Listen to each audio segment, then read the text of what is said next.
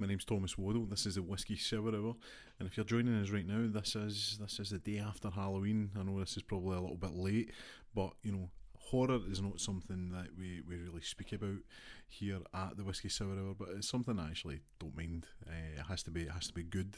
So off the back of that, I've got a couple of recommendations on pretty recent kind of horrors, and then just to kind of round things off, a nice easy show, we'll do the top 5 Whisky Sour Hour horror movies, which I'd like to think are a little bit more than just your average slasher, a little bit higher brow than that. So yeah, stick around for that. But first things first, I don't know if anybody knows about this, but there was a few movies a couple of years ago called It Chapter 1 and It Chapter 2, Stephen King, absolute classics. I've obviously, like most things, or I'd like to think most things, the first part, the story that takes part in the books in the 50s and the movie in the 80s is the best part. It's like the thing that kind of pushed into the upper echelons. The mini TV series show movie that came out back in the 90s really just like it ingrained it in people's memories. Now the TV movie isn't that scary. Your mum and dad might say it is, but I have to disagree. It's not the best. But Tim Curry put on an amazing performance, iconic. So when It Chapter 2 or It Chapter 1 and 2 were announced, you have to wonder, you're like, is it going to be good? They're going to compare it to this, and it was poo-pooed straight away. Bill Skarsgård came out and just absolutely murdered it, for want of a better term, as Pennywise the dancing clown. The films themselves just set box offices alight. As I say, the first part is a masterpiece, I would say, in kind of horror cinema, and probably like just the way in which it captured the kind of zeitgeist at the time. You'd had the kind of killer clown the killer clown craze that was happening, where like you could be driving home for your work and you would see somebody dressed as a clown. I don't know what was going on in the mentality of some people when you're seeing this, but yeah, like it kind of capitalised on that. And to be honest, it was just a good movie. Andy Muschietti like smashed it. First film, like I say, based off the book for 1985 or 6, I think it is. That is, to me, like Stephen King at his best. When you think Stephen King, obviously, you have Pennywise and stuff, but to me, Stephen King's like, it's stories about like childhood fears and being a kid. Like Stand By Me. Like, I think people forget just how good like Stephen King is as a writer. He kind of gets wrote off for being like horror, when horror's like a massive part of what he does. But the fact he done like Shawshank Redemption, Green Mile, and like I say, Stand By Me, those to me are just like some of the most like mythic stories. And I don't use that term lightly, but they really are like the touchy part of your soul that not many places can get to, and not many pieces of work can get to. But certainly when you're watching these, you can relate a lot more to the characters, and I think that's what allows things like Stranger Things to come along and be so popular, because there is that nostalgia, whether or not you realise it, to Stephen King.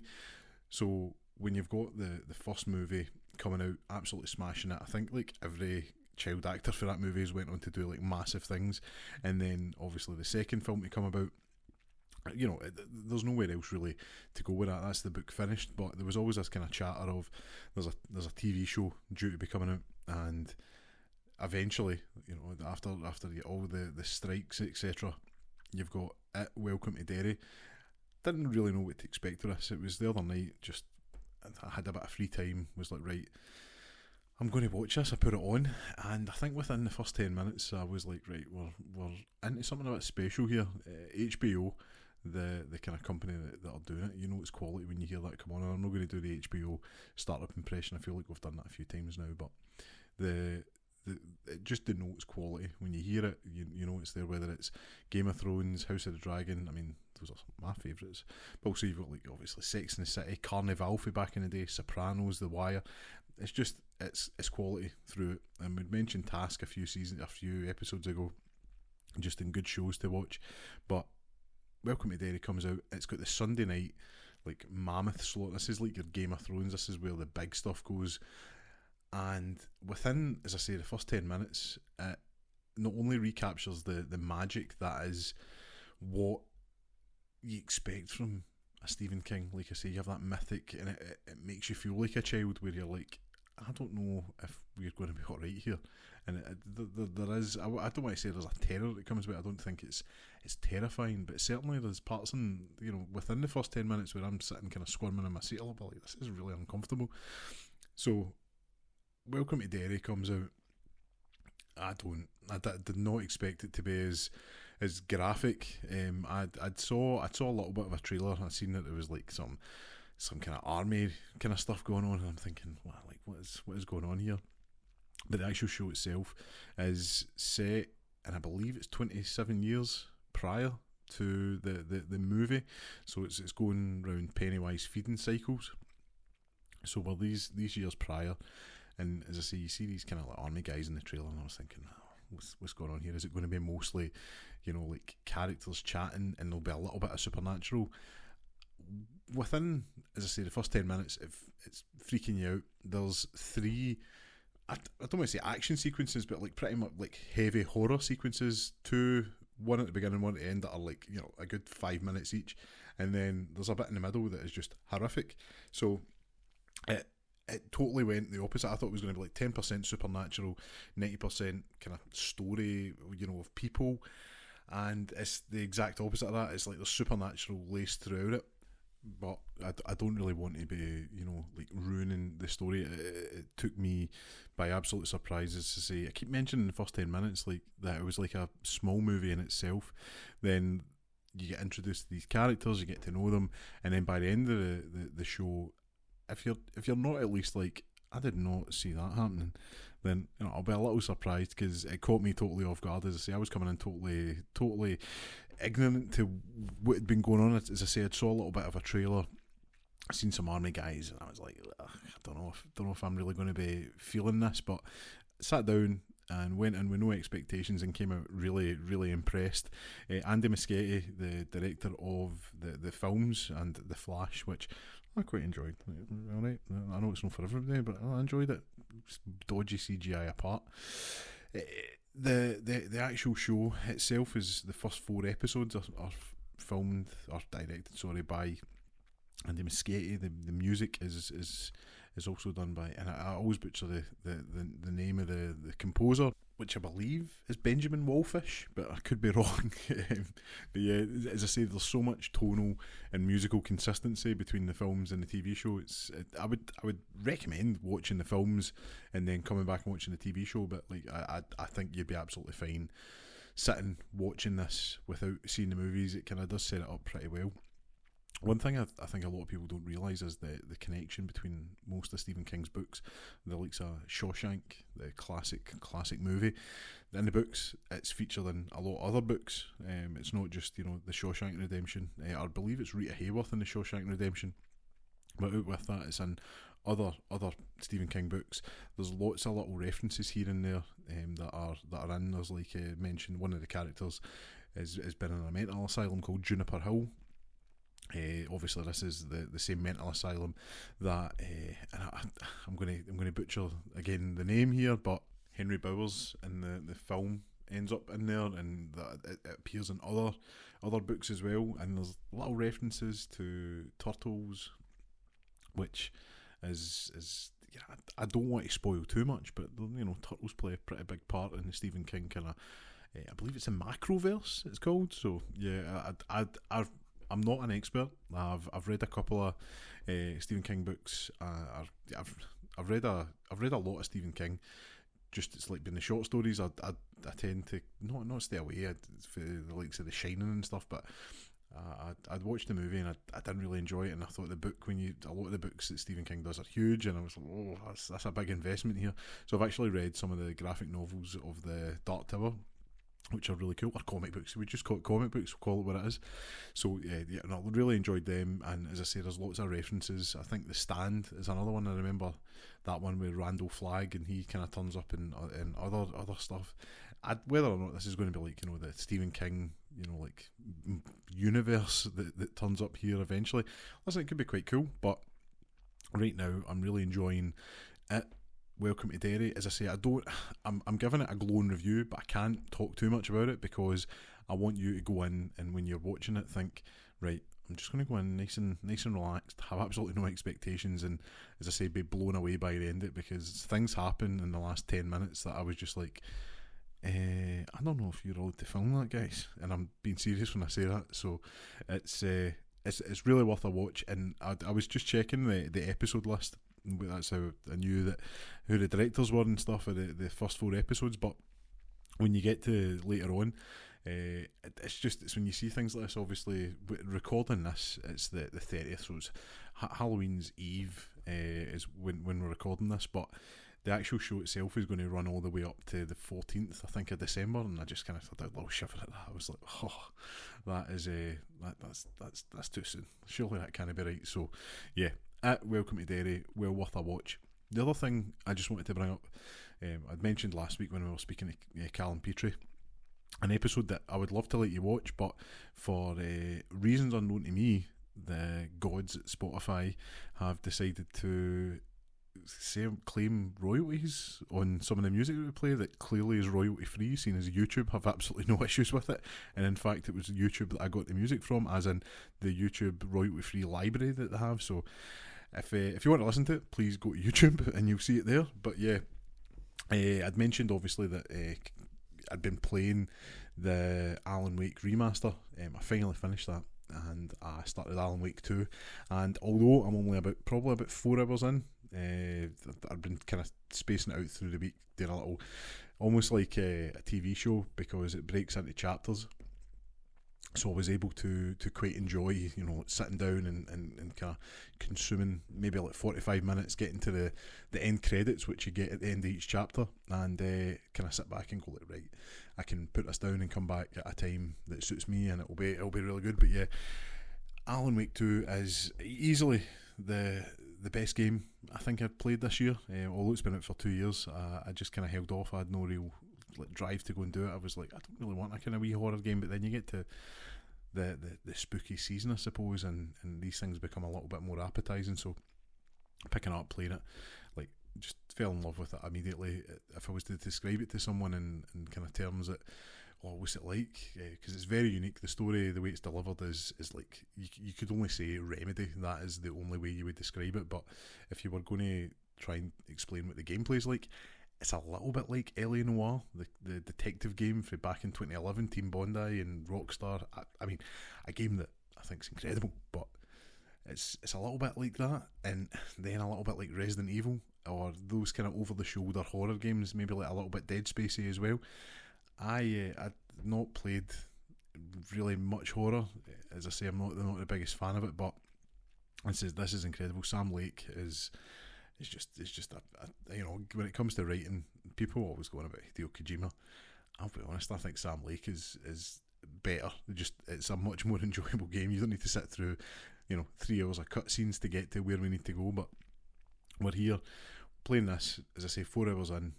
I can't recommend it enough. It's the time of the year where you want to be doing it, and it's actually getting to the point now where like you can actually sit down and play games that are like set at other seasons. So there's a couple of Christmas games that you can actually break out and start playing as well. So listen, it's becoming a year round festive kind of feel with a lot of games. So we're at Halloween now. The Christmas games will be getting broken out, but Alan Wake 2, I will check in and let you know how it gets on, whether it's when Callum's back on or not. But I'm loving it anyway. So my 2 recommendations for things to do right now: watch Derry, Welcome to Derry, or Derry Girls as well, which is another class show. Welcome to Derry, and if you're so inclined, whip out the PlayStation, Xbox, or computer, and sit down and get your face melted with just how beautiful Alan Wake 2 is, and just get creeped out, and I just enjoy it. It is an incredible experience, which leads us into the top 5 horror movies as voted by me, the Whisky Sour Hour.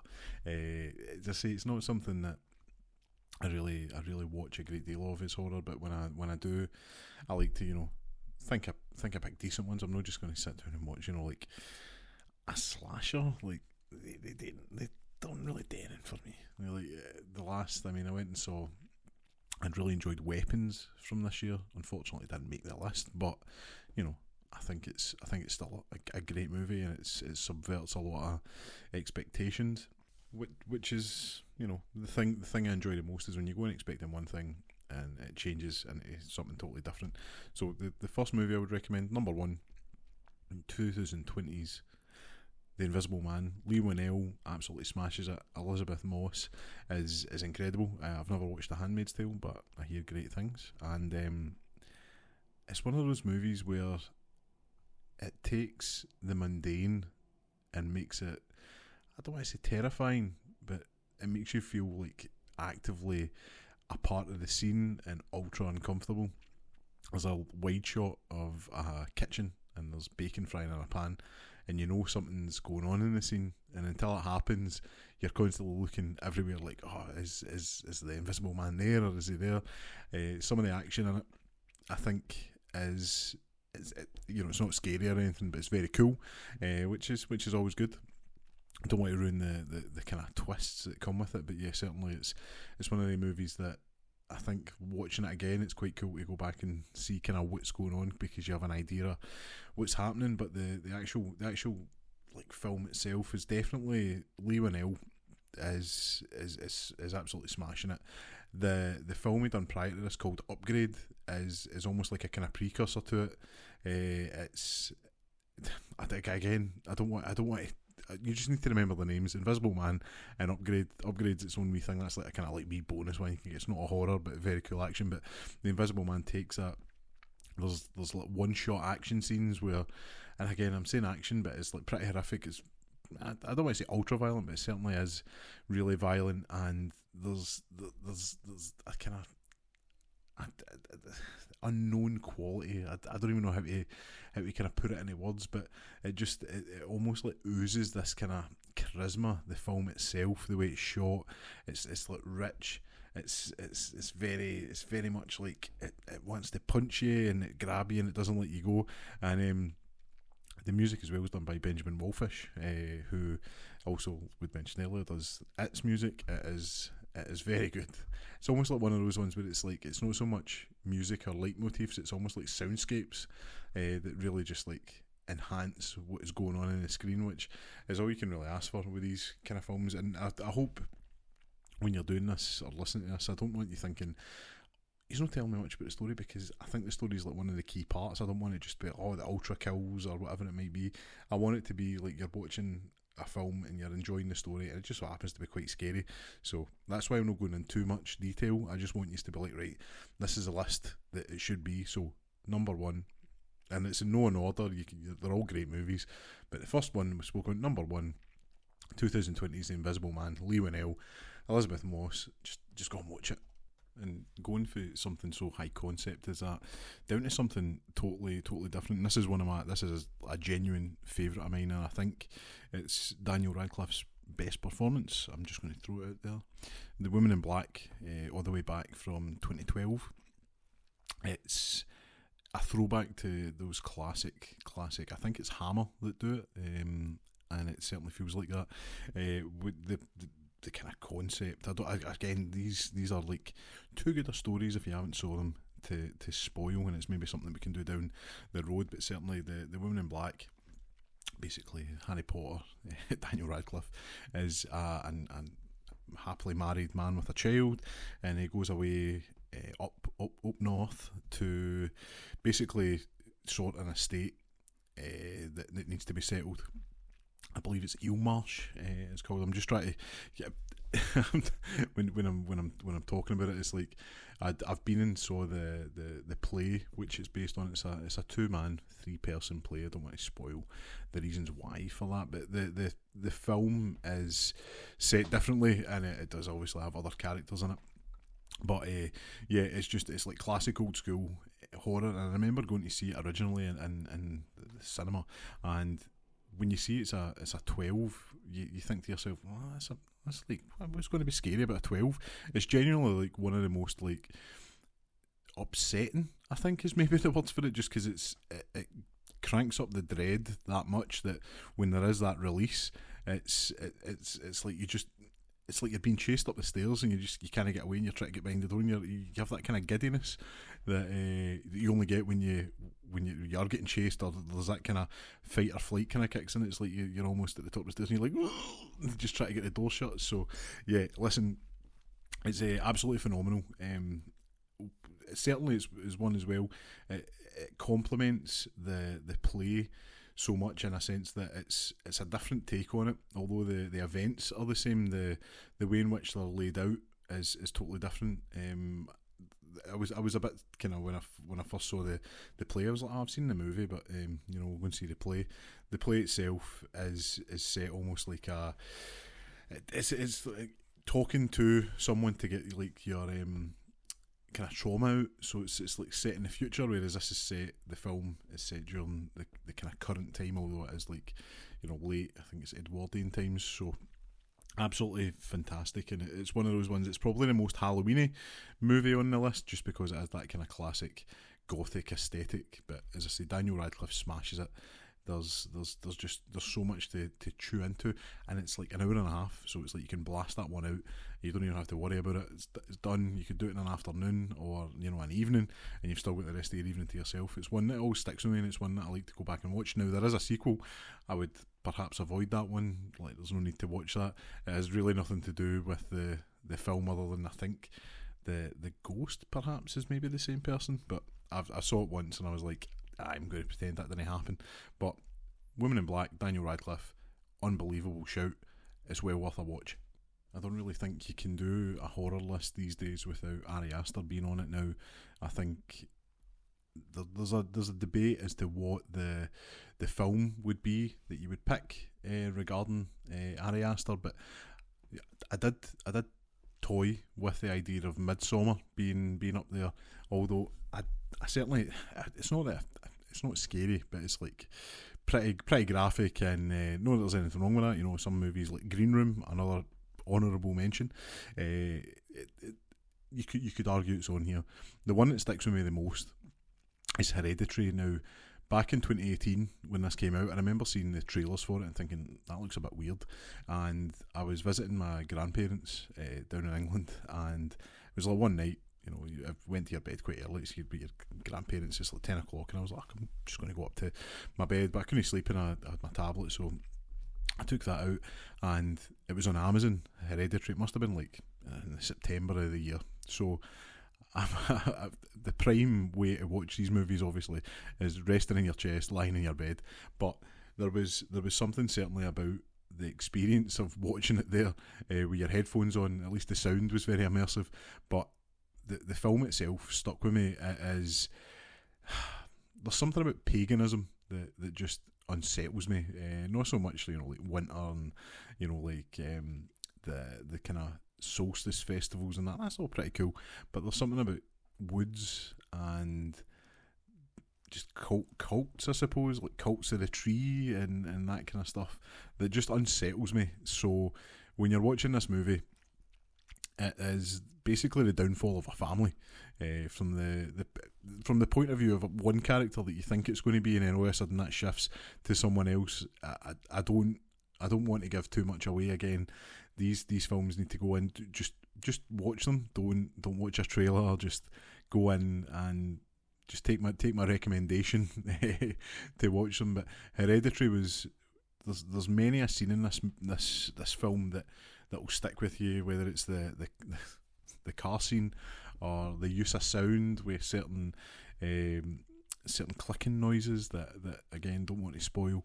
But the one that kind of sticks with me and that unsettles me the most is anybody that's watched The House, or I was going to say The House on Haunting Hill, but the Haunting of Hill House, the fact that they baked ghosts into scenes that they weren't even like the main kind of point. It was just, there'd be people walking through like a hall, and in the corner of the room you could see somebody standing. There's something about that just really unsettles me, and there's a prolonged sequence at the end of this film where things like that are happening. Now, I'm not going to say it's ghosts or anything, but there's certainly movement in the shadows, and there's someone there. And again, going back to that primal instinct of being chased, it's that. sort of like makes the hairs in the back of your neck stand up, where you're just like, oh, there's somebody in this room with us, or like just the unknown of the entity that's there. So it's worth the price of admission purely just for that alone. But the fact of the matter is, you've got a cracking, really disturbing horror movie that's well worth a watch. You can get it pretty much anywhere these days. But number 3 in the list has to be Ari Aster's Hereditary. I really am just trying to keep the list as different as possible. I don't want everybody to be like, I keep mentioning slashers. I think they're naff. And same with like exorcism movies.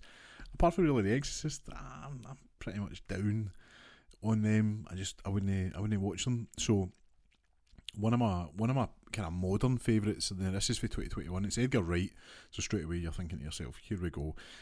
Edgar Wright is known for his comedies. Last Night in Soho from 2021 is an incredible horror, and I think horror, comedy, tragedy, it all goes so well together. Basically, and this one you need to kind of set up a little bit, because it's kind of, it's a bit out there when you really think about it. But a young girl who has I nearly said the shine. That's me reading my Stephen King, but basically can communicate with ghosts or sees ghosts. She is a fashion student and she's moving to London to study fashion. She rents out a bedroom and a bedsit, and while there, when she goes to her bed, she has dreams of being in the 60s and being almost like showgirl. Basically, from there on, you're questioning whether, is this actually something that happens, or is this something someone's dreamed up? And it's a bit of a roller coaster, and it takes you places you're probably not going to expect. I think Matt Smith almost kind of steals the show when he's in it. Anya Taylor-Joy plays the girl in the past, and Thomasin McKenzie plays the modern girl, and it's the way they work together. The set design, to be honest, is astounding. The fact it takes you back to, I think it's 1965, and it's just jaw-dropping when there's a scene.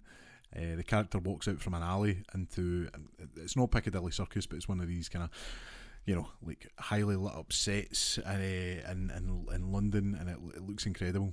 Thunderball is on the marquee of the theatre. It's astounding, like thinking about it now when I saw the trailer, and Downtown's playing a really ethereal version of it. The soundtrack's incredible as well, but yeah, when it takes you down there, again, this isn't one that's going to scare you, but it's more a thriller, but it has all the horror aspects. But when you're watching it, it transports you into another world, and I think that's what we're all looking for with these. There is a supporting character played by Diane Rigg, and I believe it's one of her last, if not her last, film role, and she steals the show whenever she's on screen.